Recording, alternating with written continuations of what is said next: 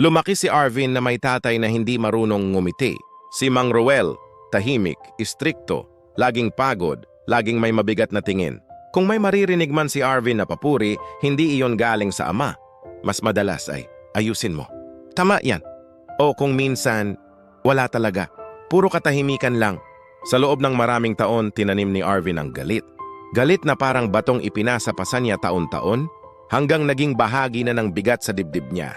Nang lumaki siya, hindi na niya kinakausap ang ama. Nasa iisang bahay sila, pero parang estranghero. Iniwasan niyang makita ang lungkot sa mga mata ng ama dahil baka masira ang pader na itinayo niya. Hanggang isang araw, bumagsak si Mang Ruel habang nasa trabaho. Inatake ang bato. Kinailangan ng dialysis. Araw-araw, halos wala ng lakas. Ayaw sanang tumulong ni Arvin, pero siya lang ang mayroon. Kaya kahit mabigat sa loob, araw-araw niyang dinalhan ng isang basong tubig ang ama bago umalis sa trabaho. Tahimik lang. Iupo niya ang baso sa mesa. Hindi titingin, hindi magsasalita. At ang ama mahina man ay laging may bulong. Salamat anak. Isang salitang kay tagal niyang hinintay. Pero ngayon, parang huli na. Lumipas ang mga linggo.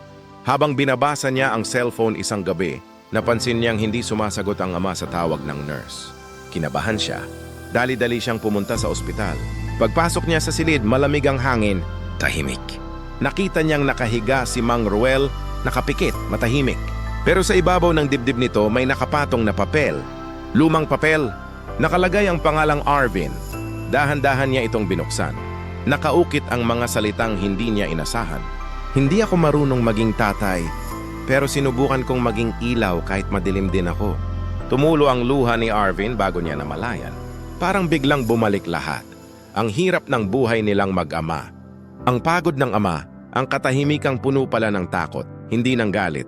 At doon niya naintindihan, hindi pala siya minahal ng mali. Minahal lang siya ng hirap. Humawak siya sa malamig na kamay ng ama at bumulong. Pa, pasensya na. Hindi ko nakita. Salamat kahit ang dilim mo, tinuruan mo pa rin akong hanapin ang liwanag. Sa huling pagkakataon, pinunasan niya ang labi ng ama ng basang tela at sa tabi ng walang buhay na katawan, inilapag niya ang huling basong tubig. Hindi na ito iinumin. Pero sapat na iyon para sa huling pagsasabi. Pap, salamat sa lahat ng kaya mong ibigay. Moral na aral.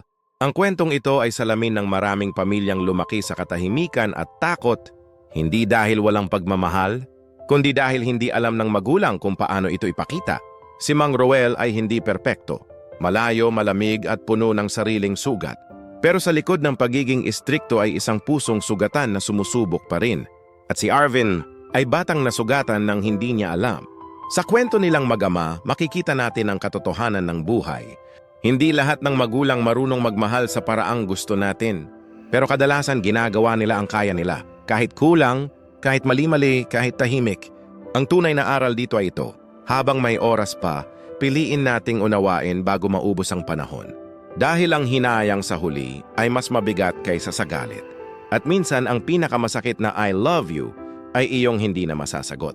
Kung may ama o anak ka mang hindi mo pa kayang lapitan, sana ay bigyan mo ng pagkakataon ang puso mo. Hindi mo kailangang ibalik ang nakaraan, pero maaari mong ayusin ang natitira. Kung ikaw naman ang nasaktan, tandaan. Ang pagpapatawad ay hindi pag-uurong ng dignidad, paglaya ito. Kolosas 3:13. Magtiisan kayo sa isa't isa at magpatawad kung may hinanakit. Magpatawad kayo tulad ng pagpapatawad sa inyo ng Panginoon. Gustong makasave sa kanyang binibili? Bumisita sa Smart Save to Shop, ilalagay ko lang ang link sa comment section. Gustuhan mo itong video na ito, maaring mag-like, magkomento, ibahagi, malaking tulong na yun sa aming content creator. At sundan para updated ka sa nilalabas naming video. Forever bless, God bless you. Ingat!